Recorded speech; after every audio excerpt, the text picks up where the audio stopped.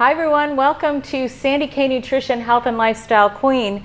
Today we have a special guest, and really special because you guys, this is the first interview I've done live, and I am so honored because we're here at the Biohacking Congress in Boston. I get to meet Freddie Kimmel live and interview him in the flesh. See, I'm touching him. This is amazing. And we are at the Biohacking Congress where there's over 30 great speakers. I just heard Freddie speak and it was amazing. There's 30 companies that are exhibiting in our exhibiting space. And this is going to be a life-changing weekend for me because I actually get to meet all these people I have been hearing about, reading about, talking to virtually in the last 2 years. And don't forget, Miami will be coming this fall, the Biohacking Congress in Miami, and Austin, Texas in the spring. Now, let's get to my amazing guest here, Freddie Kimmel. Hi, good morning. Hi. So Freddie Kimmel, he is a functional health coach, a Reiki healer, a certified personal trainer. He is a gut health specialist and a podcaster like me, and a proud cancer survivor like me. And I just wanted to sit down and talk to Freddie because, of course, for me, I always want to know, what's your story? How did you get here where you are right now? And you look amazing and you look healthy and vibrant. And, you know, talk to me about your story. How'd you get here? How did I get here now? Like, how did I get here in Boston? Well, no, I know. You know what I'm saying. It's probably been a little bit of a road, a little bit of a trek for you to get here. So let's talk about that. Well, it's a road, you know, and I just said when we were just out in front of like all these people at Biohacking Congress that I'll reframe my story. I can do it in like a minute, you know, and we have more luxury than that. We have more time. And we'll put more nuance in. Yeah. But essentially it was like over a decade, really, if you want to really do the nuts and bolts, it was over 15 years of struggling with chronic illness. I had moved to New York City. I usually start my story in 2001, right after September 11th, with the dreams of being on Broadway, of being a music theater performer and a singer and be on television and film. And I set down my bags. I booked my very first audition for a Broadway tour, and it was like, your dreams are unfolding. You know, everything's going as planned. I'm just, in a kismet way, I'm getting cast in these wonderful productions, and I'm part of the Actors Union, and, you know, just up. And I had this pivot moment. In 2006, I was diagnosed with testicular cancer. The testicular cancer diagnosis turned into metastatic cancer that was in over 9 lymph nodes in my peritoneum cavity. My left kidney was surrounded by a tumor. The superior vena cava running to my heart had a tumor around it. It was not only was it a cancer diagnosis, but it was very intense. And so as I'm feeling into this experience and watching it unfold, I'm having this realization that I'm not going to be a performer for a little while. There's going to be some time when I'm back on the stage. I'm going to really shift my focus into battling through this disease, and that's what I did. You know, I jumped in with both feet. I did as much chemotherapy as you can do. We did all these crazy surgeries, including, this is my buzzword for the podcast, a retroperitoneal lymph node dissection, in which they open pelvis to sternum, take out your digestive organs, take out the cancer, put it all back in. And I worked through the experience of cancer in about a year. And after a year, my nervous system totally crashed.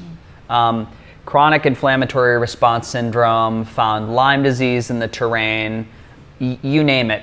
Elevated levels of Epstein-Barr, chronic viral infections. I literally have everything that you would look at as a poster child for a chronically ill human being. And I got to a point where I walked into a doctor's office at one point and he was like, I will not touch you with a 10-foot pole, you're a liability. You know, well, essentially we'll see you in the emergency room when you come back in. And that's how we'll deal with this. You know, I was presenting with the pain from chronic abdominal adhesions and severe digestive issues, chronic fatigue syndrome. And so I had this to your knees moment in New York City where I literally dropped to my knees and I said, oh my God, if you ever put me back into a state of functionality, I'm going to be a lighthouse for other people. And that really that like self-guided moment where I was on board with what this was going to be, didn't know what it was going to look like. That's when things started to turn around, and I changed everything I ate. You know, every single bite of food was organic and whole foods and clean proteins. You know, every drop of water that I drank was filtered and pure. Maybe it was crystallized or structured or mineralized. Meditation practice, deliberate cold exposure. You know, I started to really get into the fringe of wellness, even doing things like ozone injections and stem cell therapy, hyperbaric chambers. I have this list of like cards that I have all the things that I tried. It's like 3 slide decks of just, you know, everything you can imagine, every diet, every liver cleanse.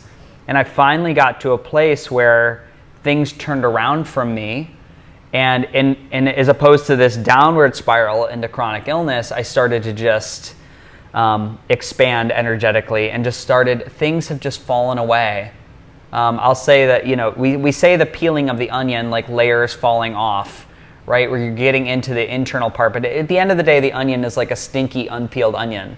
So I've come to adopt the term of thinking about this light bulb that's like a headlight covered with mud and dirt. And you're just taking off like little flicks and specks. And soon we've got this glowing beam, which today I feel, you know, all the things I mentioned, they were each like an Odyssey adventure in and of itself. The SIBO, the metastatic cancer, the Lyme disease, the mold, the heavy metal toxicity. And it's easy to like, I always go back, it was like 15 years, you know, a decade of surgeries. And so luckily, we're gonna knock on wood, or microplastic, whatever this is.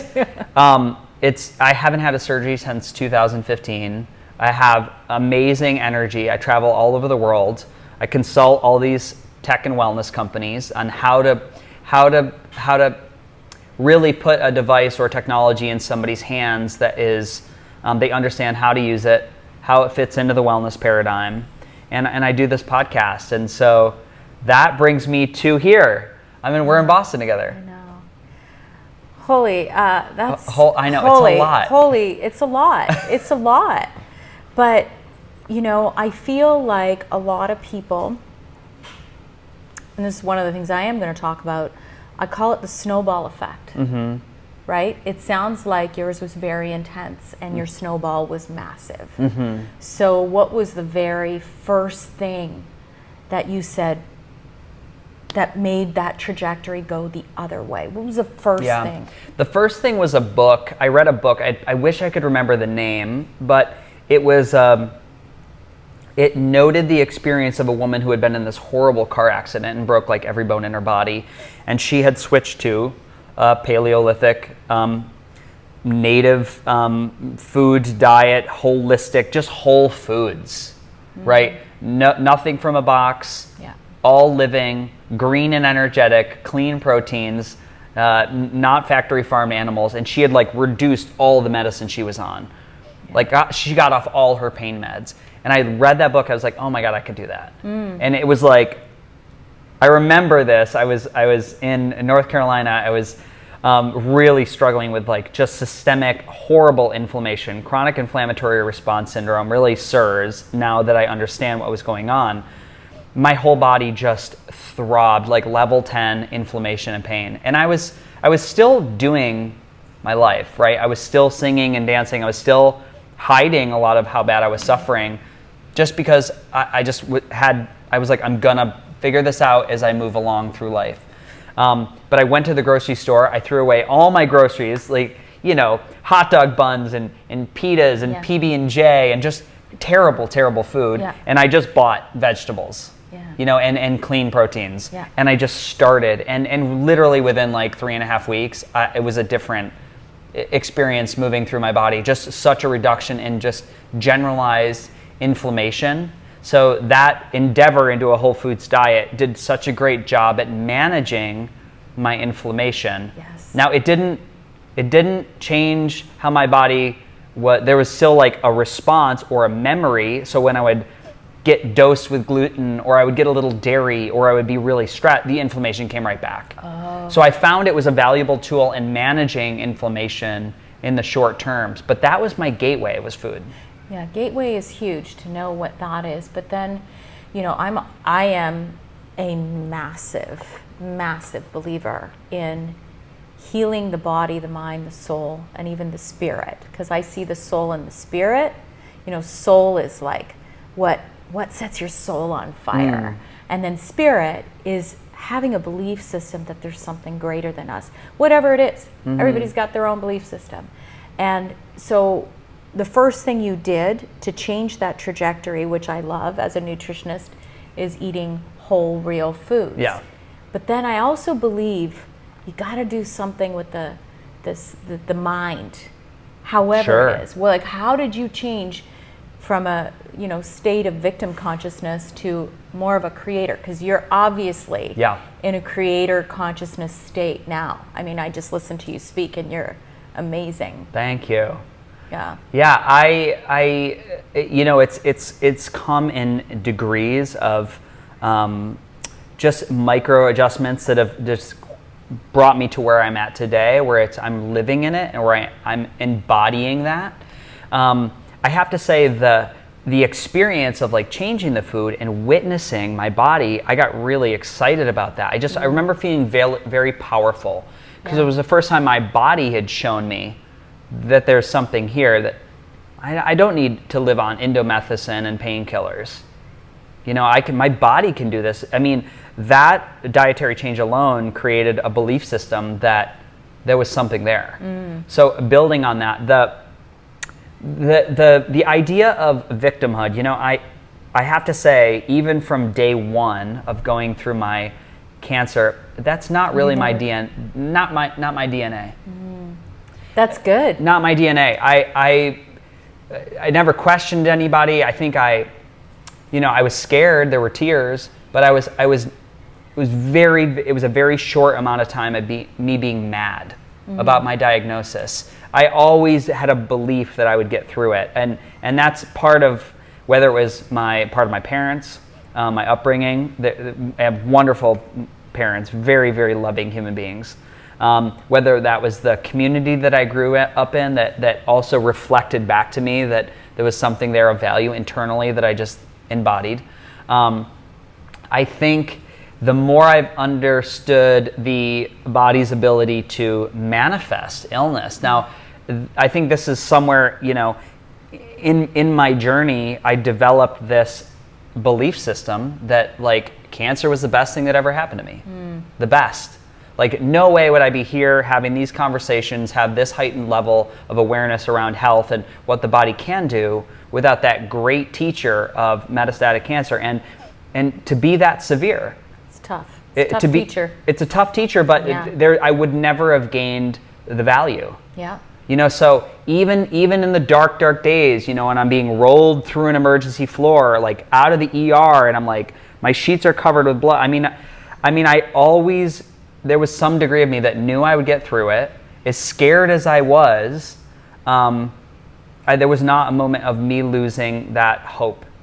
And as I've traveled through, I've mentioned this in my talk, that I've chose to learn my lessons in a different way. Like, I'm asking the universe for softer ways of me understanding how the mind, the body, and the spirit and soul are connected. I don't need to go through another experience of this wild mystery chronic illness or cancer or more surgeries to understand that, like, the only thing, and this is really what's developed, from all of this experience, the only thing I have control over is my response to the outside world. That could be my immune response. That could be my emotional response. That could be my gut's response to the food I'm eating. Yeah. That's it. Everything else I have to release control over. And when I am the embodiment of that, when I be that, like to how I move through space, how I shake a hand, how I open a door, right? The gentle nature of moving through life, stuff has just worked out better. Like, there's been, life has just opened itself in a beautiful way by embodying that belief system. Now, so let me ask you this. Did you ever, okay, you never had a doubt. You always felt, yeah, I'm going to get through this. Did you ever just go, why me? Why is this happening to me? Oh, yes. Yeah. But yeah, okay. Yeah. Because I've been there too. I've been there. So I personally feel when you're in that state, it is a form of victimhood. Sure. And you have to move through that. When something major goes on in your life and it's not acute, it's not just one thing that's not major, you can move through it, move past it. But when it's going on, you're talking about 10 years of illness. Yeah. Like, I'm sure there were times that you were just like, crap, is this ever gonna end? Yeah, 100%. And there's definitely a couple. I have crystallized memories of times when that would. I remember being, the food endeavor of eating whole foods. That dropped inflammation, but honestly, it moved into this place of being so neurotic about what I was eating. It ended up hurting me long term. The decreased diversity of what I would put on my plate hurt my microbiome long term. Yeah. These are things that, like, they're temporary interventions, but at the end of the day, the body does like diversity. Yes. Whether that's community or emotional experience or learned materials coming into the body. So it narrowed, like, the benefits. Yeah. And I remember being in a Whole Foods in Boston and trying to find something that I could eat that I knew wasn't going to trigger me. And I was in tears walking around this Whole Foods, in tears, because the hot bar didn't have anything that didn't have, a dressing or a GMO on it. And I was, oil, all the things. I was just in a panic attack. Yep. And I remember my girlfriend at the time trying to console me that I was just like, I had a can of sardines and an avocado, and I was just like, just dark times. Yeah, I actually can really, I can relate to that, only because I think sometimes, even working with clients, they need to be a little bit more extreme at the beginning, right? Like, and it's almost like that learning process. Okay, well, that doesn't serve me well, so I'm not going to eat that anymore. And, maybe, because I've basically done every diet under the sun. After having thyroid cancer, because I'm like, where am I? Where's the old me? I want the old me back. And sometimes you have to go through that to realize balance works best. Yeah. And the stress of cutting everything out that, like, it's like you said, you mentioned community.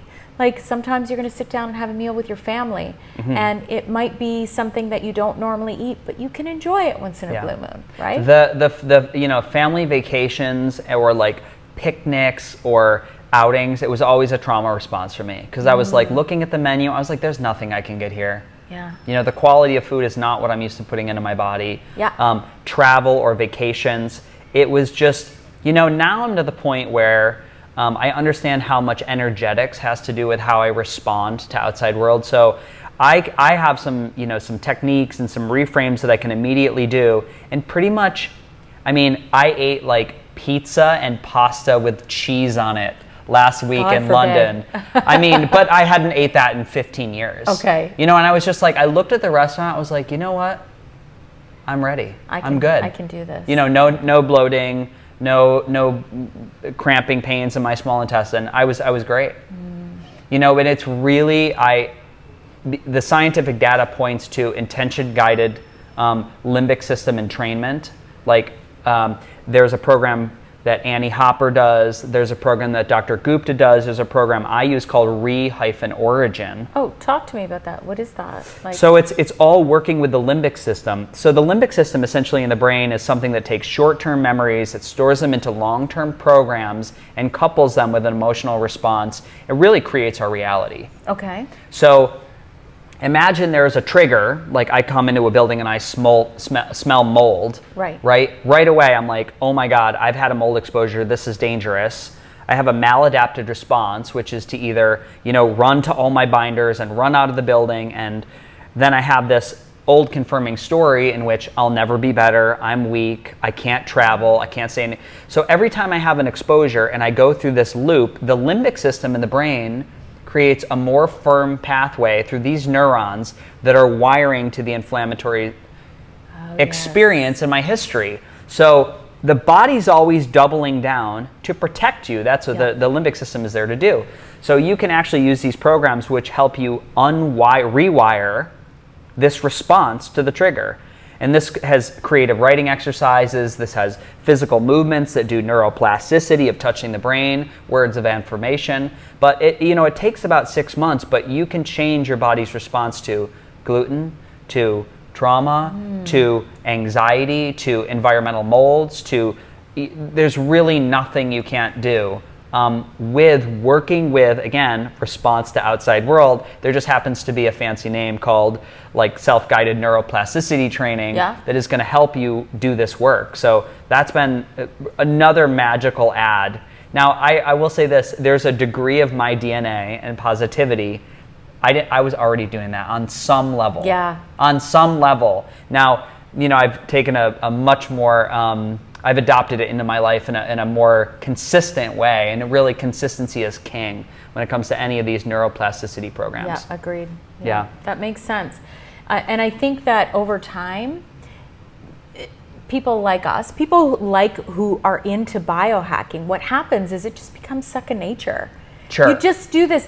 And it's funny because I'll talk about this on my Instagram or on my podcast, and I have friends who are not into this stuff, and they're like, how do you even remember all this? I'm like, it just kind of comes. Sure. You get into a flow. I like that term. I love that term because when your life is not in flow, you feel it. When you're a biohacker, you can feel it that you're not in flow. And then you can bring out some of the tools that maybe you set aside for a little while and put aside, and then bring them back in, and then you get back into that flow. So your energy is amazing. Like, how people talk, I'm huge on energy. Yeah. I'm huge on seeing people, like their aura, like it's just amazing. You exude this, it's very powerful and very attracted. So what do you do about your energy? Because your energy is amazing. Yeah, I mean, it wasn't for a long time. I lived in this state of waxing and waning chronic fatigue and all the things. But my energy is not. It's profound now, and that's something that's really it's built. I can feel it changing. I'm very aware that over the last 2 to 3 years, it's really, it just keeps amplifying. And what I'd say is energetically, you don't want your energy to be necessarily big. You want it to, I think you want your energetic field to be refined. And because it could almost be like a leaky tire, right? You can be blowing out energy and just it's almost like this fear. So I think there's this element of, if I could give people a visualization, that we do have a measurable energetic field that is a bubble called the bioenergetic field. I want to say it's 1994. It could be totally misquoting the study, but essentially the National Institute of Health set forward to quantify why the body holds information or stores energy, and they came up with the term the bioenergetic field. And that's why acupressure and acupuncture, and we can use these channels around the body. And I say around the body, like you don't even need to touch a person to have an effect on their energetic body.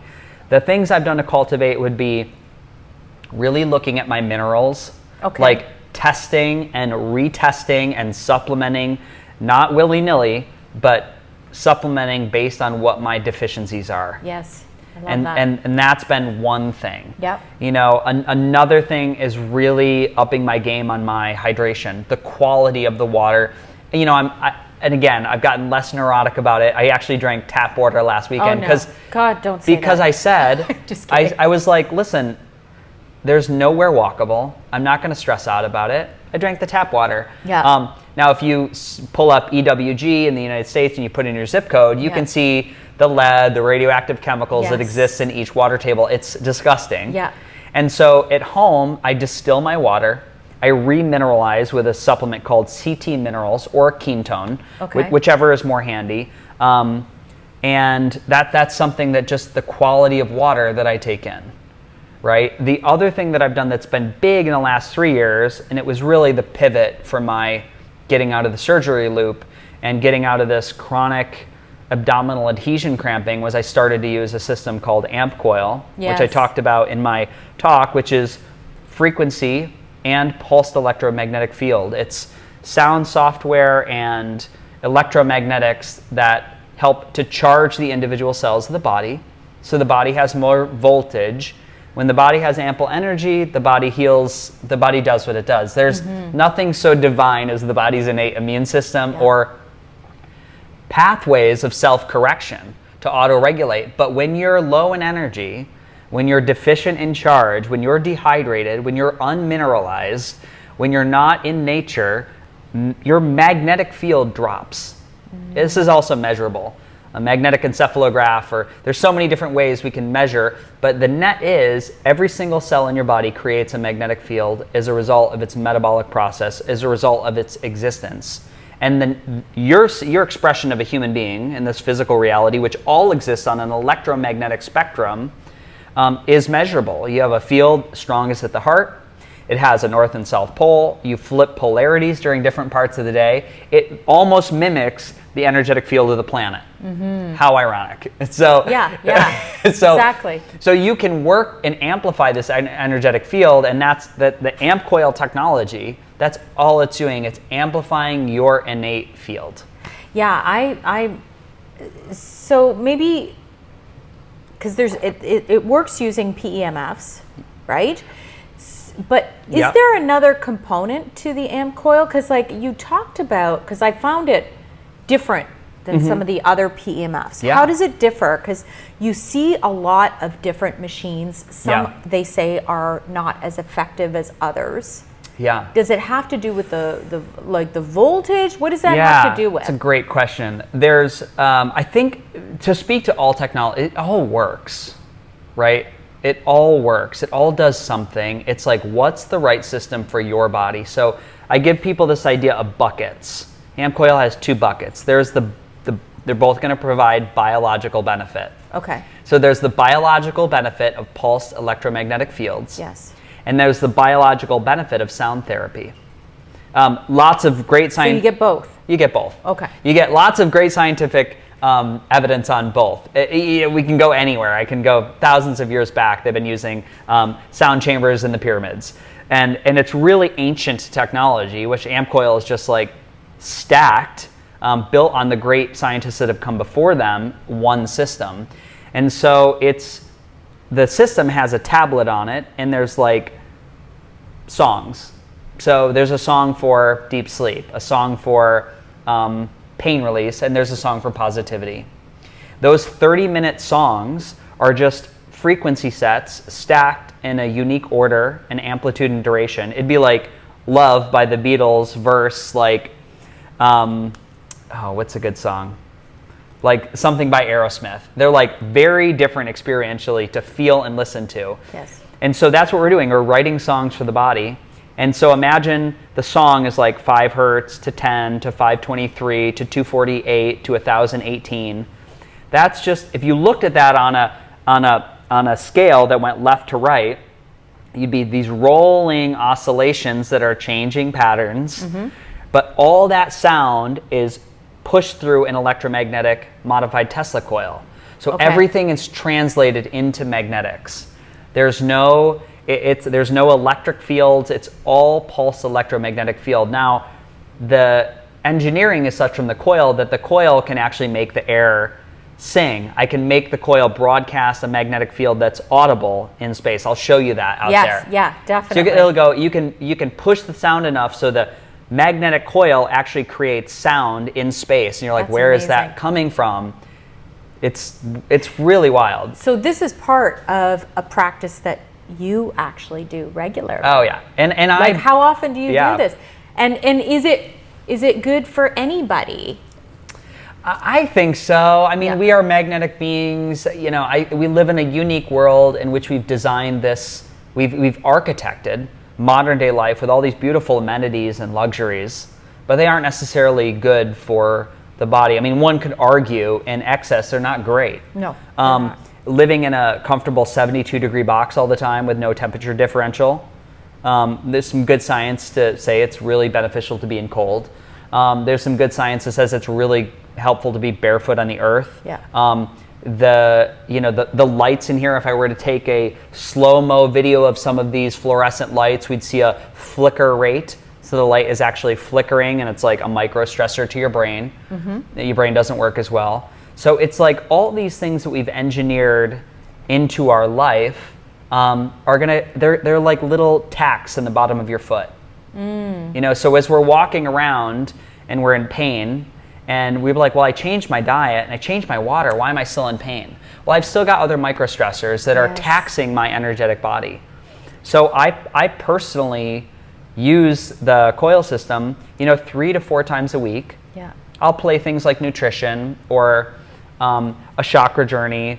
I played microbiology. It's frequencies or sounds for the beneficial microbiota in the gut last night.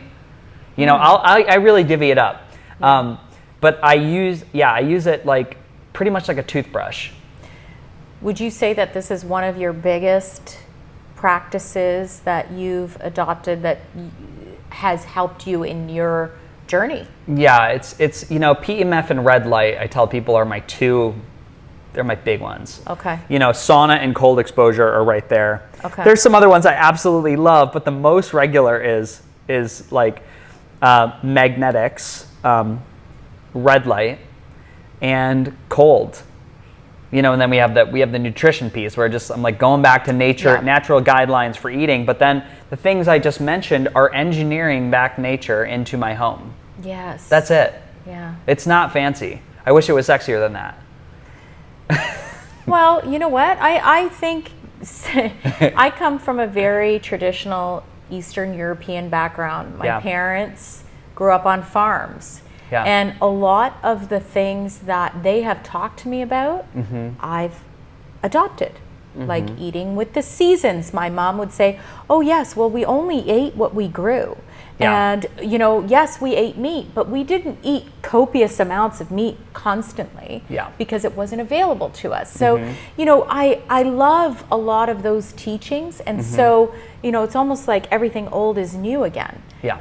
Right? Yeah. And so, you know, I also am a big believer in red light therapy. We built a therapy room everybody's building a gym.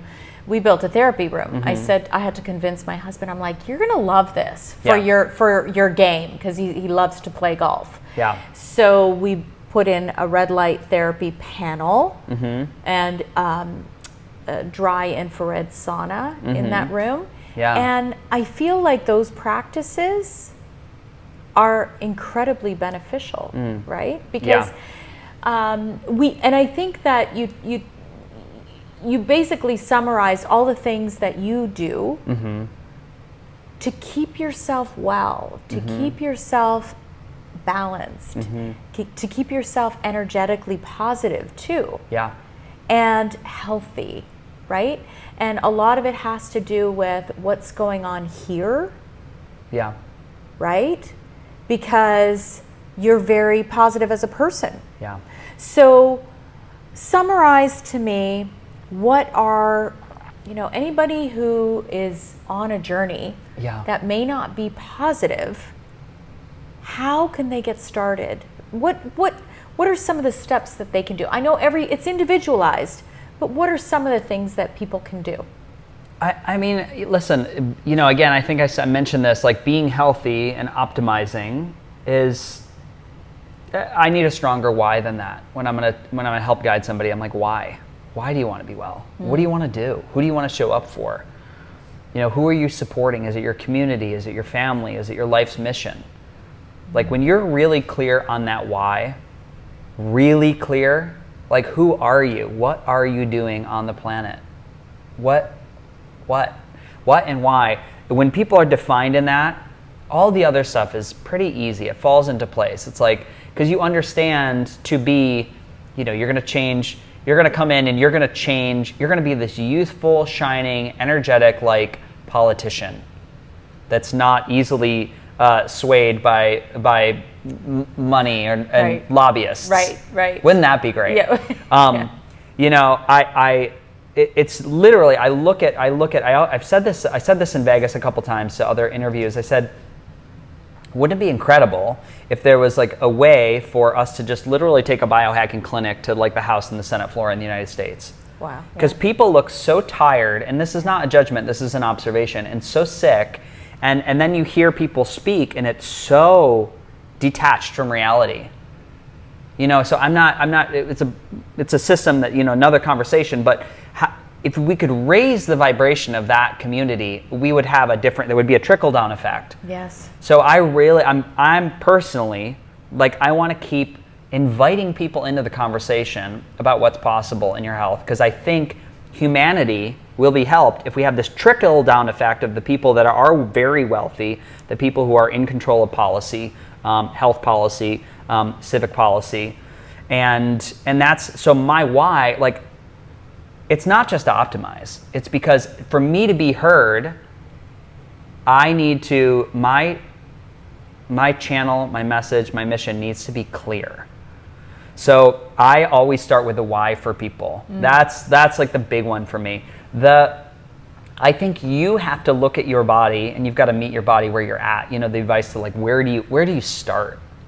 Because you could also come to this and be like, do I need to buy a hyperbaric and a biocharger and an AmpCoil and a light water and the thing? No, you need to find your community or find your guide who resonates with you, right? And everybody's going to resonate with a different person. Yeah, totally. To really teach you these basic principles, like how does the body operate? How does the body hydrate, detoxify? I think it's a great experiment to go in and really learn about how the body works before you go jumping in and testing and supplementing and you're buying expensive biohacking gear. I agree. There's a great, Weston A. Price is a great body of work. Weston A. Price Foundation is a great body of work to go and learn how societies developed and literally compare and contrast different communities based on their dietary platforms and how they aged, how their dental care fared over different diets, which is a great way to look at the body through how your teeth are aging, dental health.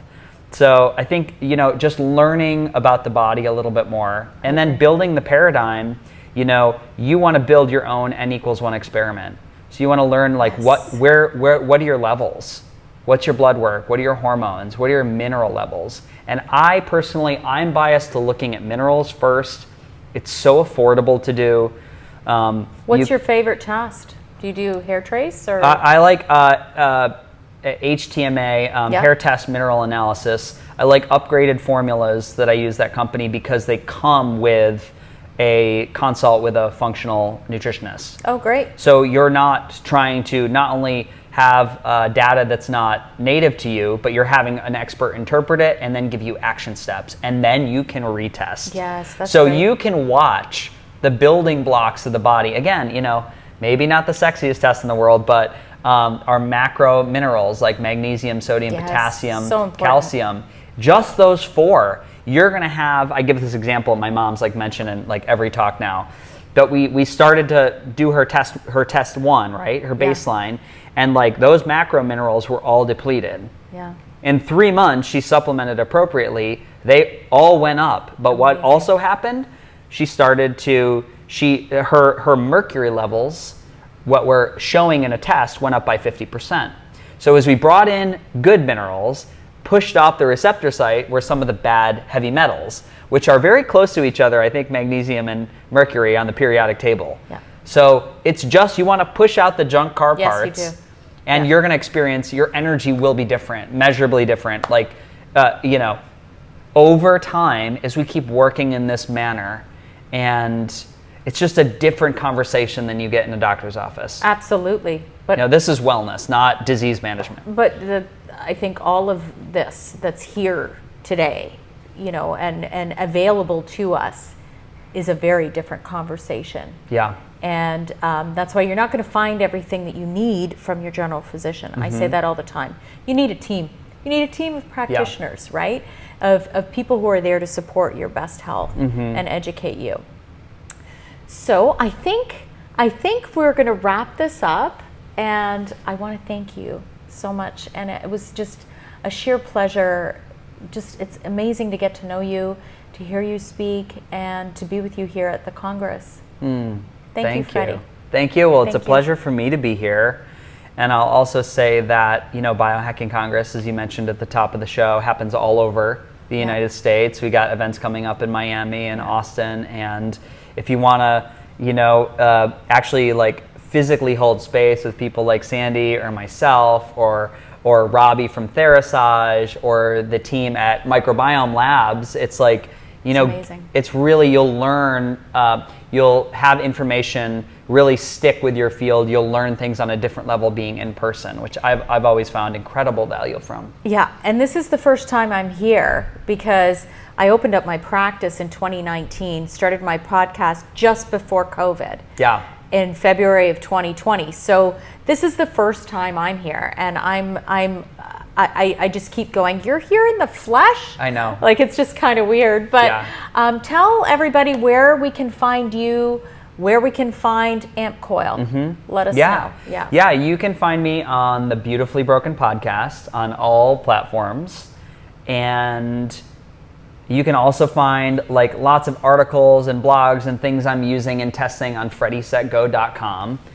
And then AmpCoil is just ampcoil.com. You know, we have, I mentioned this in the talk, over 117 practitioners in the United States, 3,300 owners around the world. So chances are, if this is something that you're like, I want to try that thing, you know, you can call into AmpCoil. You'll probably get me.